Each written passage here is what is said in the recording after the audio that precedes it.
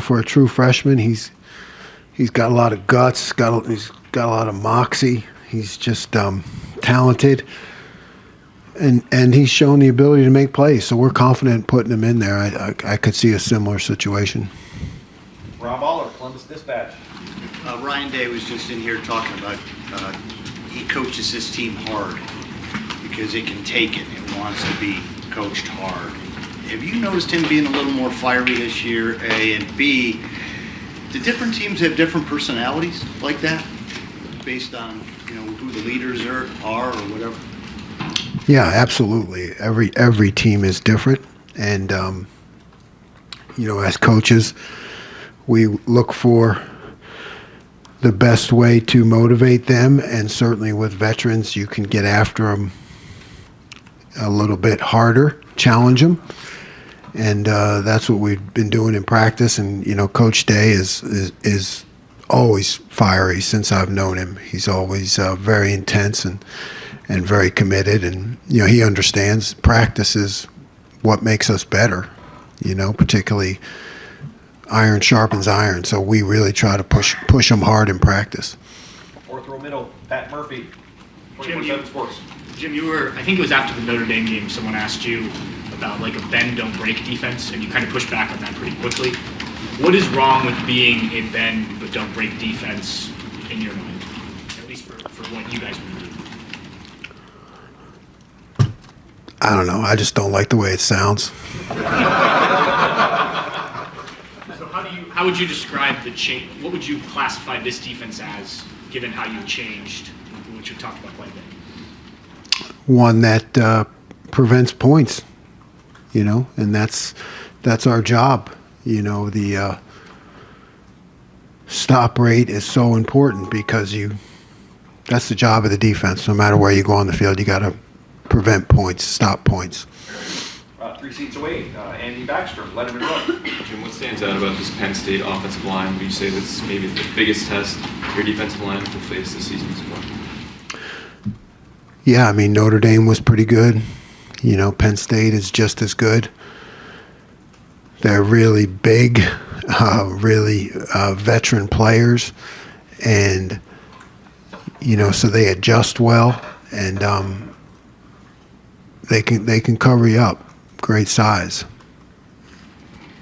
Far left, Whitney Harding, WCMH. Jim, so much of going into the season focuses on preventing explosive plays. Penn State's last in the FBS in explosive plays, but they still score a buku of points. So what is challenging about that kind of an offense that just kind of grinds you out and still puts points on the board?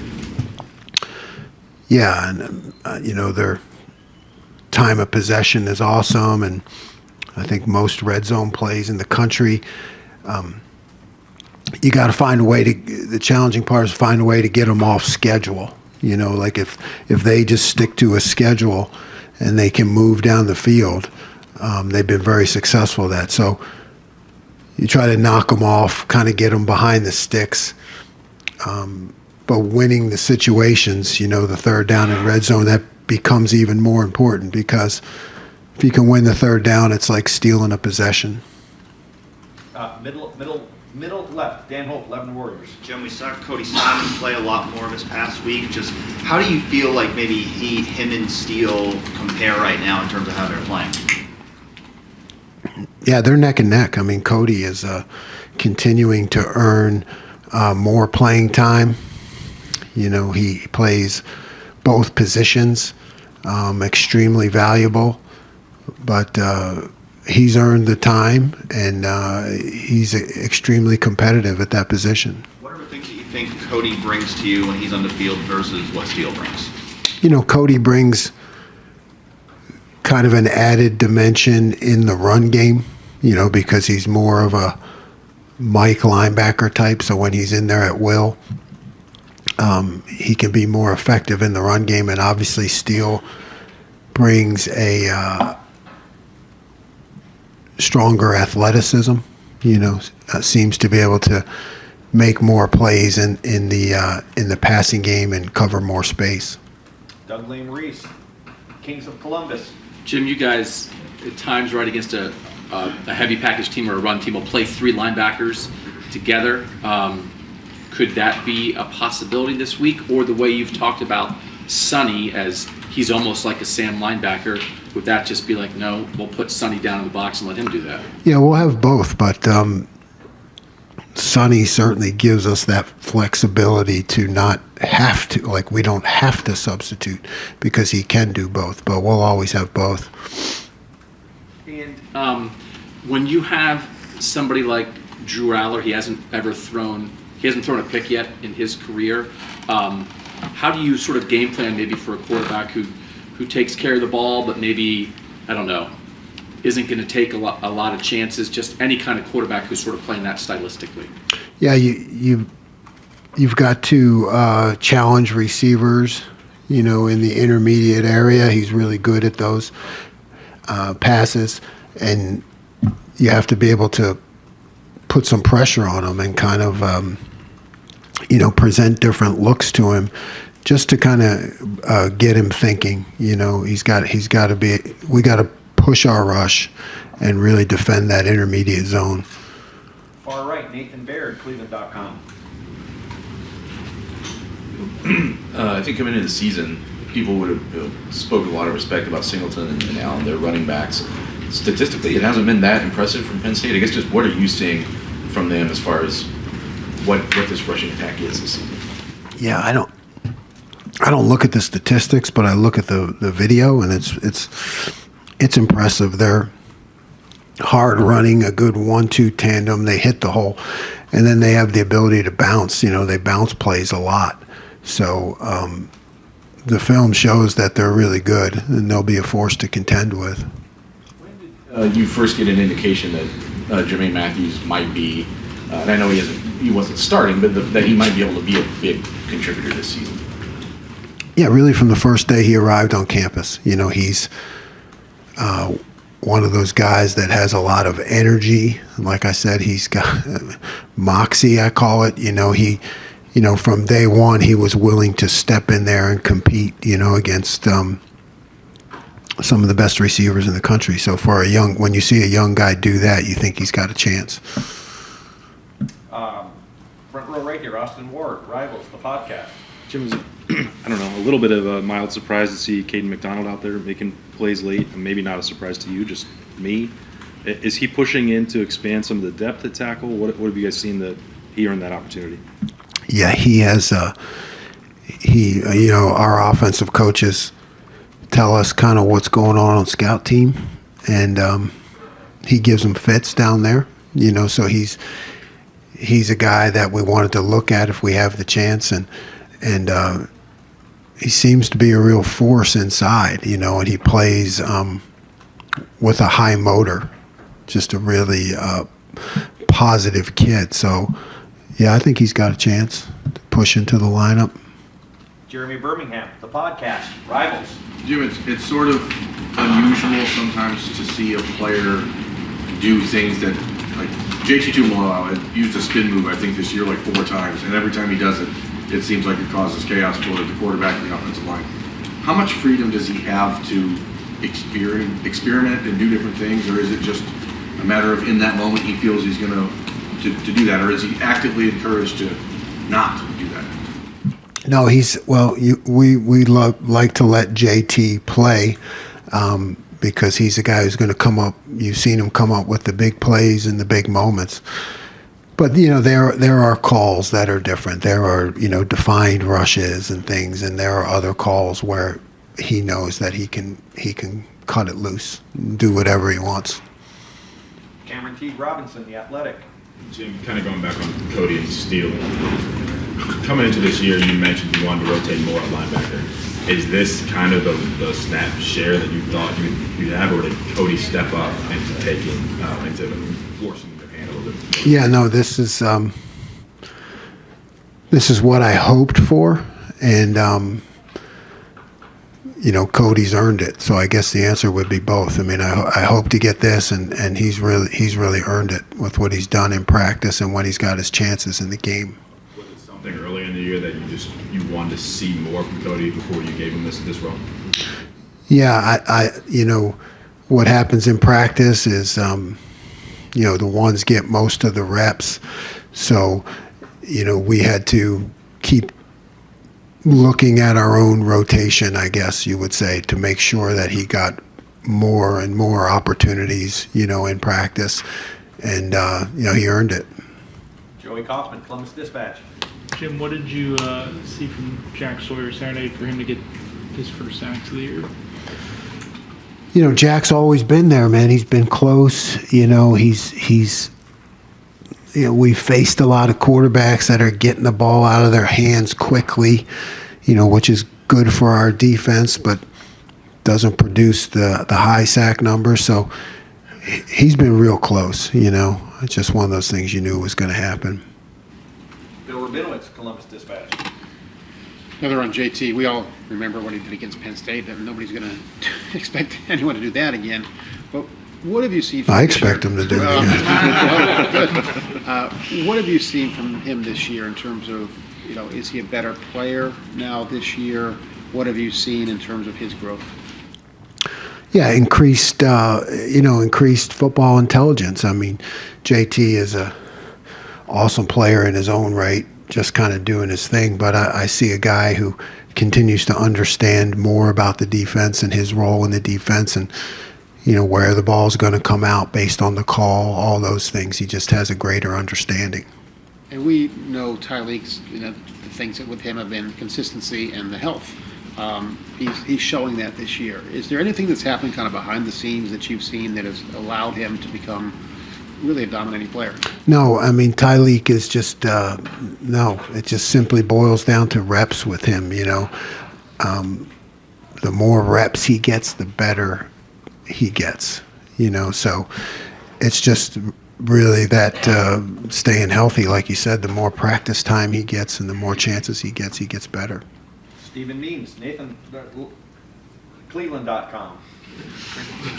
Just when Denzel left the game, I think the immediate decision was to put Jermaine out there on that field side, on the boundary side, excuse me. But then there was times when Davis and Knowles was on that side and Jordan was on that side. Just, I don't even know how much of this you would want to get into, but in your scheme, what are the expectations for a guy playing field versus boundary corner? More isolation to the boundary, more press to the boundary, more help to the field with the big space and the time and distance kind of factor. So just things happen a lot faster into the boundary. What about Jermaine and Davis's skill sets make them fit at that boundary spot? Davison is long, he's aggressive. Against the run, what you see a lot, what you get, he's got to participate more in that into the boundary. And Jermaine is just, he got moxie, you know what I mean?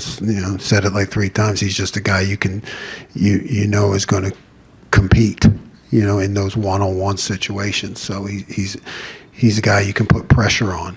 You need that moxie dog mentality to play that boundary position. Yes. Steve Hellway, 24/7 Sports. Yeah, Coach, I want to ask you, Purdue had 8 plays on their first possession, missed a field goal. Then the next 3 possessions in a row, you got 3 and out, and had a batted pass and a sack in there to kind of force the punt.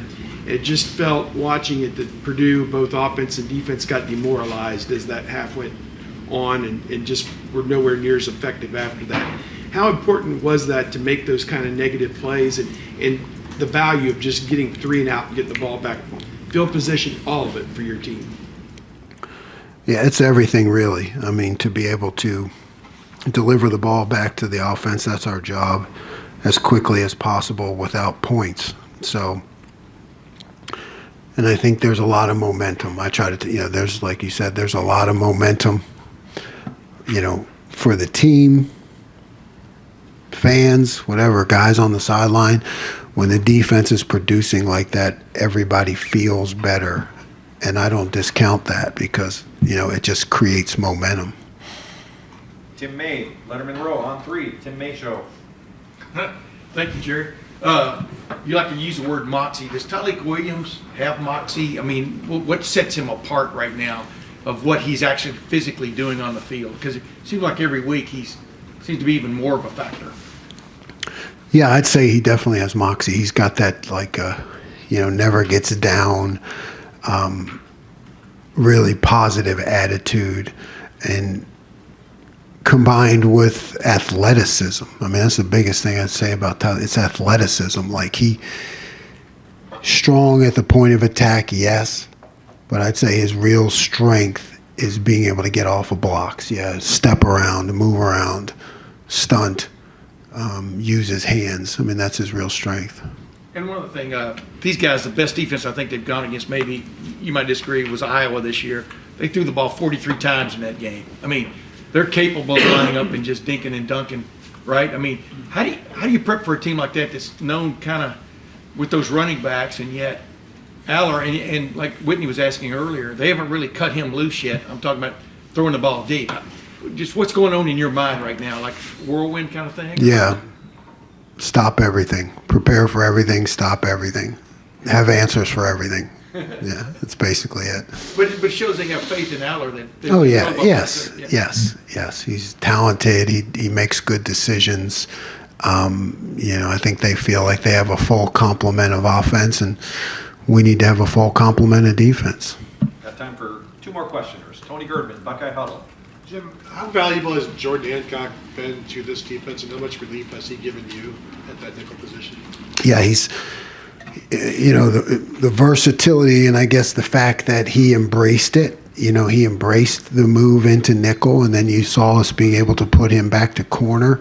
So that's not as easy as it looks. Nickel position involves a lot of different matchups, different routes, different fits in the coverage. So really, it started with his willingness. He just wanted to learn and embraced it, and it's given us a lot of confidence, I guess. To be able to move him back and forth. And then, is there a little part of you that is upset that Jermaine Matthews is not from Philly?